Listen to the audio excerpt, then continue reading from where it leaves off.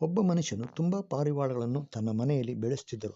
ಅವರು ಅದಕ್ಕೆ ಪ್ರತಿದಿನ ಆಹಾರ ನೀರನ್ನಿಟ್ಟು ನಂತರ ಕೆಲಸಕ್ಕೆ ಹೋಗುತ್ತಿದ್ದರು. ತುಂಬಾ ದಿನಗಳಿಂದ ಹೀಗೇನೇ ಮಾಡುತ್ತಾ ಬರುತ್ತಿದ್ದರು. ಅವರಿಗೆ ಪಾರಿವಾಳ ತನ್ನ ಭುಜದ ಮೇಲೆ ತಲೆ ಮೇಲೆ ಬಂದು ಕುಳಿತುಕೊಳ್ಳಬೇಕೆಂಬ ಆಸೆ ಇತ್ತು. ಆದರೆ ಪಾರಿವಾಳ ಯಾವತ್ತೂ ಅವರ ದೇಹದ ಮೇಲೆ ಕುಳಿತುಕೊಳ್ಳುತ್ತಿರಲಿಲ್ಲ.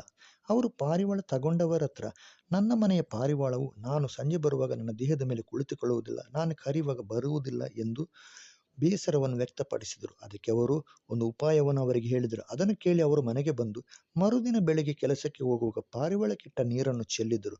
ಆಹಾರವನ್ನು ಪ್ಲಾಸ್ಟಿಕ್ ಚೀಲದಲ್ಲಿ ಕಟ್ಟಿ ಮೂಲೆಯಲ್ಲಿ ಇಟ್ಟು ಹೋದರು. ಇವರು ಸಂಜೆ ಬರುವಾಗ ಪಾರಿವಾಳವು ಇವರ ತಲೆಯ ಮೇಲೆ ಭುಜದ ಮೇಲೆ ಇವರನ್ನು ಮುತ್ತಿಕೊಳ್ಳಲು ಪ್ರಾರಂಭಿಸಿತು. ಇವರಿಗೆ ಬಹಳ ಸಂತೋಷವಾಯಿತು. 1 ವಾರದವರೆಗೆ ಅದೇ ರೀತಿ ಮಾಡಿದರು. ಕಾರಣ ಪಾರಿವಾಳಕ್ಕೆ ಹಸಿವೆಯಾಗಿತ್ತು. ಪಾರಿವಾಳಗಳು ಆಹಾರ ಸಿಗುವುದಕ್ಕಾಗಿ ಕಾಯುತ್ತಿತ್ತು. ಪ್ರಿಯರೇ, ದೇವರು ನಮಗೆ ನಾವು ನೆನೆಸಿದನ್ನೆಲ್ಲ ಕೊಟ್ಟರೆ ನಮಗೆ ದೇವರ ಹತ್ರ ಮಾತನಾಡಲಿಕ್ಕಾಗಲಿ ಅಥವಾ ಪ್ರಾರ್ಥಿಸುವುದಕ್ಕಾಗಲಿ ಏನು ತೋಚುವುದಿಲ್ಲ. ಅದಕ್ಕಾಗಿಯೇ ದೇವರು ನಮ್ಮ ಜೀವಿತದಲ್ಲಿ ಕೆಲವು ಕಷ್ಟಗಳನ್ನು ಅನುಮತಿಸುವುದು.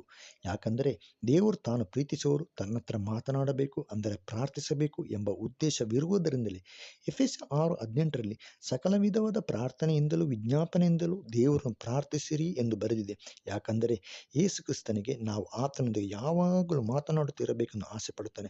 ಆದಾಮನು ಅವಳನ್ನು ಸೃಷ್ಟಿ ಮಾಡಿದ ದೇವರು ದಿನಾಲೂ ಅವರೊಂದಿಗೆ ಮಾತನಾಡುವುದಕ್ಕೆ ಏದೆನ್ ತೋಟಕ್ಕೆ ಇಳಿದು ಬರುತ್ತಿದ್ದ. ಇವರಿಬ್ಬರು ತಿನ್ನಬಾರದೆಂದು ದೇವರು ಹೇಳಿದ ಹಣ್ಣನ್ನು ತಿಂದು ದೇವರೊಂದಿಗೆ ದಿನಾಲೂ ಮಾತನಾಡುವ ಅವಕಾಶದಿಂದ ವಂಚಿತರಾದರು. ದೇವರಿಗೆ ಇವರಿಬ್ಬರಿಂದ ಬಹಳ ದುಃಖ ಉಂಟಾಯಿತು. ತಾನು ಪ್ರೀತಿಸುವವರು ನನ್ನನ್ನು ಸರಿಯಾಗಿ ನೆನೆಸಿಕೊಳ್ಳುವುದಿಲ್ಲಲ್ಲ ಎಂದು. ಆದುದರಿಂದ ದೇವರೊಂದಿಗೆ ನಾವು ಮಾತನಾಡಬೇಕು ಅಥವಾ ಪ್ರಾರ್ಥಿಸಬೇಕು ಎಂಬ ಉದ್ದೇಶದಿಂದಲೇ ಕೆಲವು ಕೊರತೆಗಳನ್ನು ಜೀವಿತದಲ್ಲಿ ಅನುಮತಿಸುವುದು.